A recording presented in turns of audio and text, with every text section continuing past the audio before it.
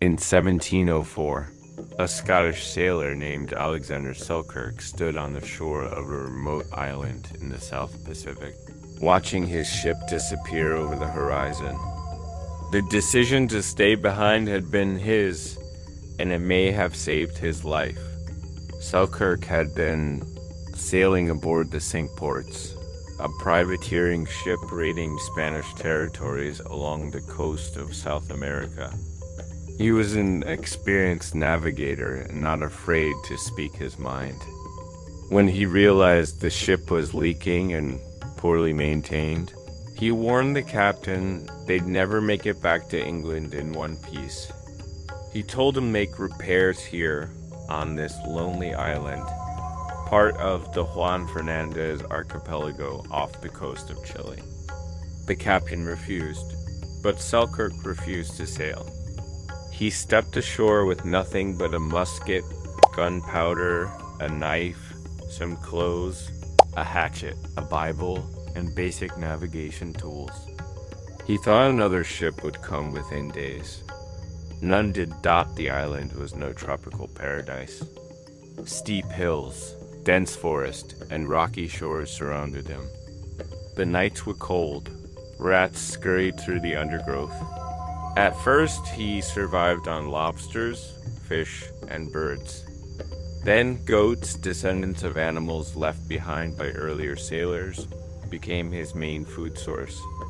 He learned to hunt them barefoot so he could move quietly, his feet becoming so tough he could sprint across sharp rocks without pain. He built 2 huts from wood and reeds, one for sleeping, one for cooping. He stitched clothes from goat skins, which hardened into a kind of leather armor against the wind. Without human voices, he sang psalms from memory just to hear sound.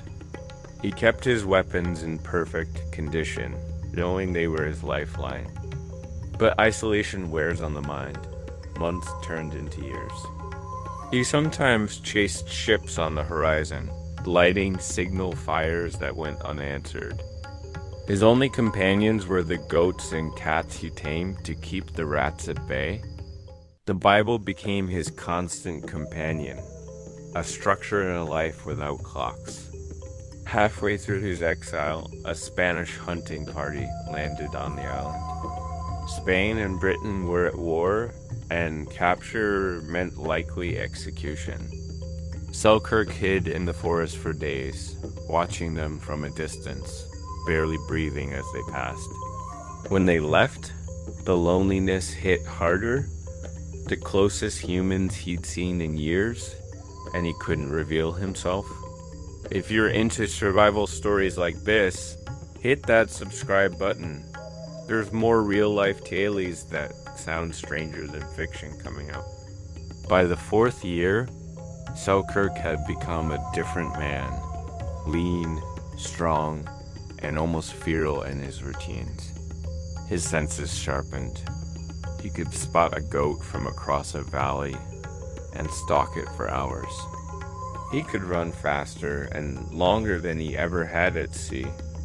Then, in February 1709, 2 British privateer ships anchored offshore, the Duke and the Duchess.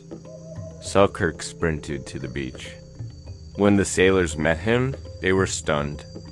His beard hung low, his skin weathered, his clothes stitched from hides. But when he spoke, his navigation skills impressed them so much they took him aboard. He learned that the Cinque Ports, the ship he had refused to sail on, had indeed sunk soon after leaving the island. Many of its crew had died. His stubborn decision to stay behind had saved him. Selkirk returned to Britain a celebrity. Newspaper stories dubbed him the real-life Crusoe, and his tale eventually inspired Daniel Defoe's 1719 novel, Robinson Crusoe. But fame didn't make him wealthy or entirely happy. He went back to sea, serving on other voyages, and died just a few years later at the age of 45. Today, the island where he lived is called Robinson Crusoe Island. It's part of Chile and home to a small fishing community, but most of it still looks as wild as when Selkirk roamed its hills alone. It's easy to romanticize his survival, the resourcefulness, the self-reliance, the courage. But 4 years of isolation is no adventure vacation. It's a test few would survive without breaking. If you've ever thought you could handle being stranded on an island with just your wits, Selkirk's story is a reminder. Survival isn't about palm trees and sunsets. It's about grit, risk, and learning to live with silence.